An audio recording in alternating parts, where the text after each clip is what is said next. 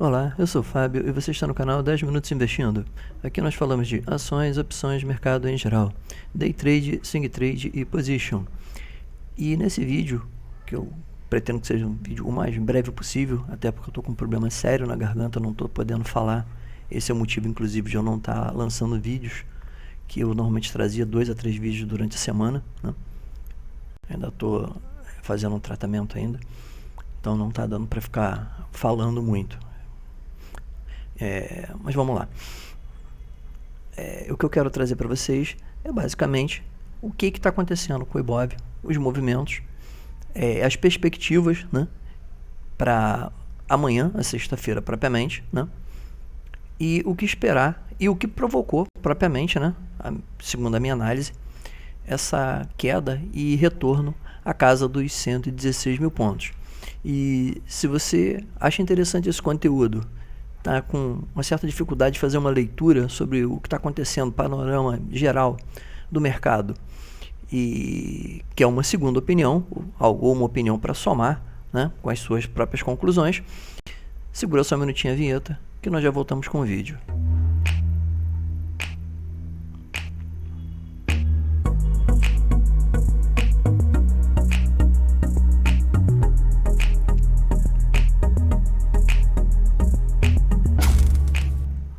Lembrando, como sempre, que o material divulgado nesse vídeo não é recomendação de compra e venda e tem por finalidade unicamente caráter informativo e educacional, assim como as empresas descritas não são recomendação de compra, venda e investimento, sendo única e exclusivamente o investidor a tomar de decisão ou abertura de conta nas corretoras ou bancos que aqui ora sejam citados. Bom, eu num dia que já não iniciava muito bem, né? Porque inicialmente já tínhamos alguns números que vinham fora do esperado, como por exemplo produção industrial, que veio com os números abaixo do esperado, vendas no varejo também com valores abaixo do esperado em conjunto, né? E o que acabou de azedar o caldo, vamos dizer assim, empurrando o Ibov ladeira abaixo hoje, 2,28%. Para todos os efeitos, a aprovação do texto base da reforma tributária, né, que instituiu a tributação de 20%, né, ou institui, melhor dizendo, né, não instituiu porque ainda não foi finalizado ainda, vai passar por sanção, ainda vai ser votado os destaques e ainda vai para o Senado ainda, na realidade, né. Tem até um ponto interessante para falar sobre esses destaques principalmente, e que vamos dizer, termina, né, encerra, vamos dizer assim, com a possibilidade das empresas entregarem bonificação aos seus clientes, ou melhor, ver seus acionistas em formato de JCP, e a possibilidade da taxação dos dividendos em 20%. E quem acabou empurrando em uma grande, vamos dizer assim, parte esse movimento? Bom, bolsa lá fora subindo, né? Ou pelo menos uma certa estabilidade, esperando amanhã, que é o payroll, que eu vou falar um pouquinho mais, porém não quero demorar muito, como eu já falei, nem posso na realidade. E o que acabou acontecendo? Os bancos, principalmente, né, que costumam distribuir boa parte, vamos dizer assim, da bonificação aos seus acionistas via JCP mensalmente, principalmente, né, performaram, vamos dizer assim, de forma muito fortemente negativa, né? Só para a gente colocar alguns dados, Cielo hoje caindo, pensando no ambiente interno, exclusivamente, né? Tivemos Cielo caindo 6,47%, Via Varejo, que agora é Via 3, né, caindo 6,13%, Lojas Americanas, Lame 4, caindo 5,86%, né? Isso só pensando nos setores, vamos assim, de varejo. E tivemos os bancos, né, com quedas, vamos dizer assim, extremamente, vamos dizer assim, volumosas, como tivemos Santander caindo 4,14%, Banco do Brasil caindo 3,81%, né? E Bradesco também caindo nessa mesma leva, em torno de 4% também.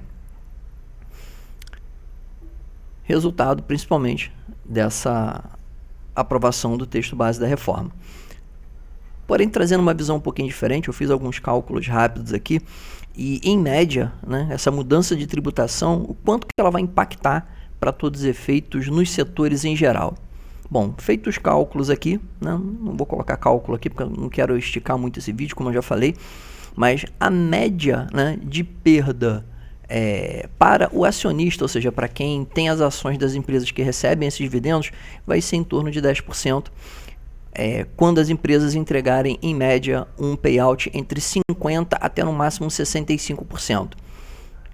Tem um fator negativo, porque a soma, né, vamos dizer assim, da tributação, quando acima de 70%, em relação ao pagamento, o payout das empresas, ela passa a criar um valor de tributação maior, né, do que o anterior. Então, eu imagino que boa parte das empresas vão diminuir o seu payout, né, ou vão distribuir de alguma outra forma, como algumas empresas, principalmente do setor bancário, têm costume de dar bonificação de ações. Eu acho até uma via possível, ou seja, bonificação e mais um payout um pouco menor para compensar essa diferença.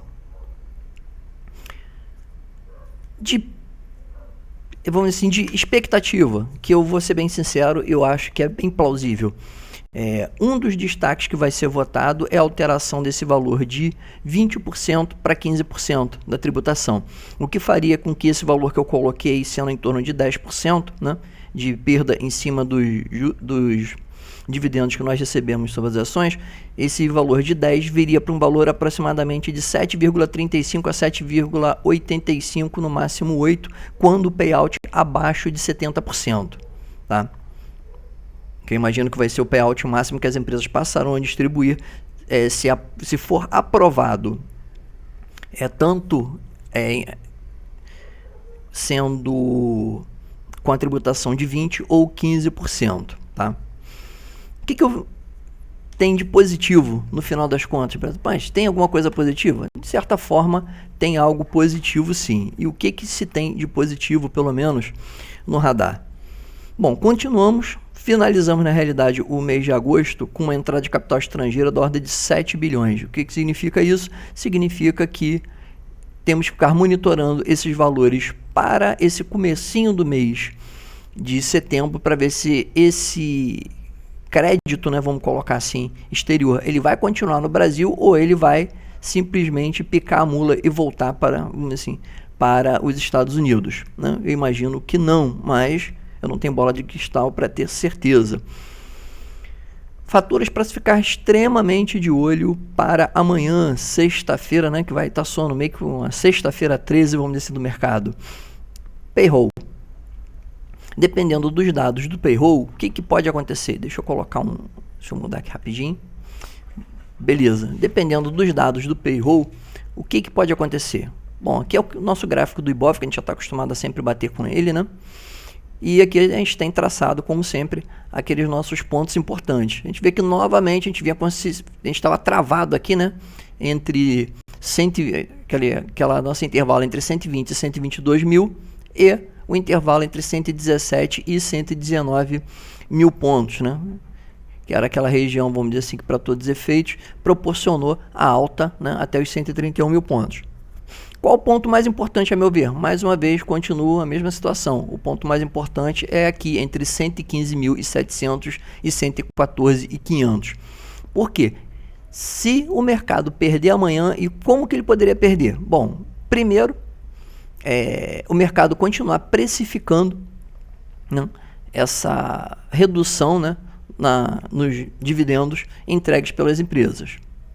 E segundo, se os dados do payroll amanhã vierem abaixo do esperado, é possível que o mercado venha para buscar novamente essa região aqui dos 114, entre 114 e 115 mil pontos. Qual é o problema? O problema é que se ele perder essa região dos 114, 115 mil pontos aqui na sexta-feira, e dependendo do humor do final de semana, nós podemos ter uma realização bem mais forte, voltando aqui para casa dos 111, 110 mil pontos. É certo isso? Claro que não. Tudo vai depender propriamente do payroll amanhã, né? e de como o mercado vai acabar de digerir, vamos colocar assim, essa possível tributação em 20%. Que eu vou ser bem sincero, da mesma forma que quando foi divulgado a tributação em cima dos fundos imobiliários, muita gente acabou vendendo fundo que nem louco, preocupado, vai tributar, a vantagem vai acabar. Eu acho que foi um dos primeiros a levantar a bola de falei que isso era a moeda de troca do mercado, vamos assim, para se traçar alguma modificação, né, ou para se manter algum ponto importante. E foi exatamente o que aconteceu. Logo em seguida foi declarado que os FIIs não, vamos assim, entrariam mais nessa tributação.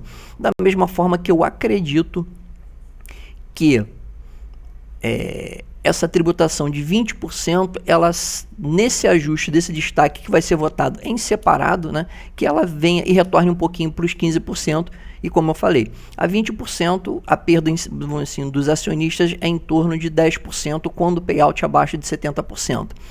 Se ela vier para 15%, né, essa tributação, em vez de ser de 20%, for de 15%, a diferença do payout vai continuar sendo no máximo a 70% interessante para as empresas continuarem pagando. Acima disso ela vai pagar um imposto maior e essa diferença ela cai de 10 para em torno de 7,35 a 8,50 mais ou menos em relação ao valor anterior. Aí você pode perguntar, por que tem esse range?